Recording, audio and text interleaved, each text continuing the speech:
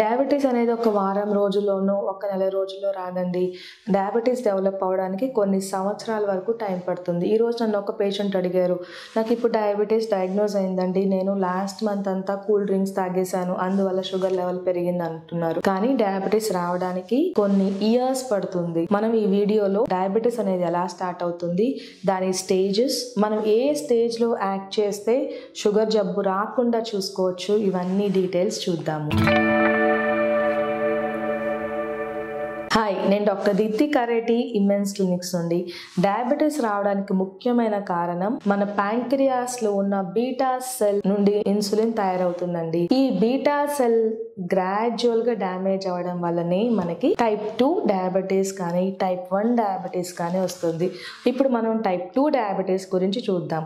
Type 2 diabetes లో beta cell damage అనేది 5 stages లో జరుగుతుంది.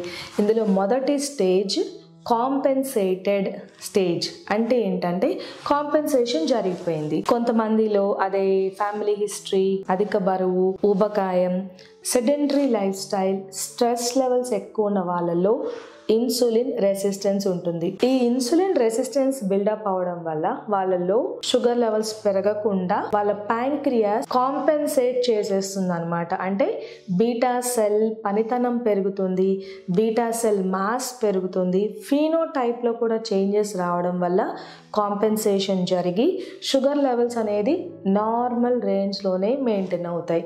ఇది కొన్ని సంవత్సరాల వరకు జరుగుతుందండి. స్టేజ్ 1 తర్వాత వచ్చే స్టేజ్ ని అడాప్టేషన్ స్టేజ్ అంటాము. అడాప్టేషన్ అంటే ఏంటంటే బీటా సెల్లో జీన్ ఎక్స్ప్రెషన్ చేంజెస్ స్టార్ట్ అవుతాయి. ఫీనోటిపికల్ చేంజెస్ వల్ల నార్మల్ షుగర్ లెవెల్స్ నుంచి ప్రీ డయాబెటిక్ రేంజ్ అంటే 90 నుంచి 130 వరకు ఫాస్టింగ్ బ్లడ్ షుగర్ ఉండొచ్చు. ఎప్పుడైతే ఫాస్టింగ్ బ్లడ్ షుగర్ 114 అంటే 114 దాటేస్తుందో అప్పుడు వీళ్ళలో ఫేజ్ 1 ఇన్సులిన్ సెక్రేషన్ తగ్గిపోయి ఇంపేర్డ్ గ్లూకోజ్ టాలరెన్స్ అంటే ఆహారం తీసుకున్న తర్వాత షుగర్ లెవెల్స్ కూడా గ్రాడ్యువల్గా పెరిగిపోతాయి.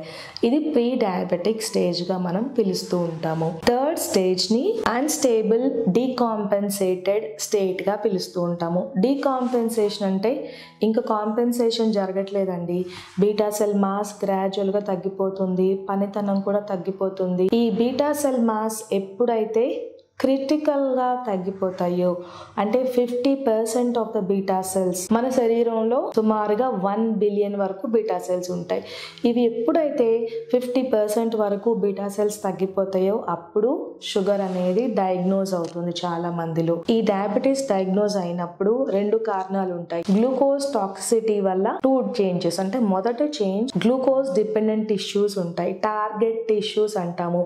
మజిల్, లివర్, ఫ్యాట్ లో ఇన్సులిన్ రెసిస్టెన్స్ బిల్డప్ అయిపోతుంది. రెండవది బీటా సెల్ ఆఫ్ ప్యాంక్రియాస్. ఈ గ్లూకోజ్ టాక్సిటీ వల్ల బీటా సెల్ డ్యామేజ్ కూడా జరిగిపోయి బీటా సెల్ ఫెయిల్యూర్ లో మనం ల్యాండ్ అప్ అయిపోతారు. కాబట్టి టైప్ 2 డయాబెటీస్ డయాగ్నోజ్ అవుతుంది. ఇది డీకాంపెన్సేటెడ్ స్టేట్ అయిపోయినా సరే దీనిని అన్స్టేబుల్ గా పిలుస్తూ ఉంటారు. అన్స్టేబుల్ అంటే ఏంటి? ఇది ఫిక్స్డ్ గా ఉండదు. మనం షుగర్ లెవెల్స్ ని ఆహారంలో మార్పులు చేసి కార్బోహైడ్రేట్ కంటెంట్, లో కార్బోహైడ్రేట్ డైట్ ఇచ్చి, ఎక్సర్సైజ్ చేయించి, స్ట్రెస్ లెవెల్స్ ని మేనేజ్ చేసి, అవసరమైన వాళ్ళలో మెడికేషన్స్ కూడా వాడటం ద్వారా షుగర్ లెవెల్స్ ని నార్మల్ గా తీసుకొచ్చేసి అక్కడ మనం బీటా సెల్ డ్యామేజ్ ని ప్రివెంట్ చేయొచ్చు. అంటే ఇంకా వీళ్ళకి ఫ్యూచర్ లో బీటా సెల్ డ్యామేజ్ అనేది జరగకుండా ఉంటుంది.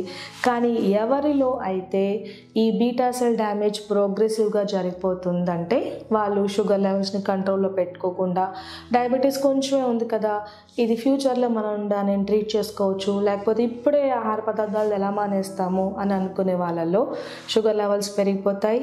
దానివల్ల బీటా సెల్ డ్యామేజ్ అడ్వాన్స్ అయిపోయి త్వరగా వీళ్ళు బీటా సెల్ ఫెయిల్యూర్లో ల్యాండప్ అవుతారు.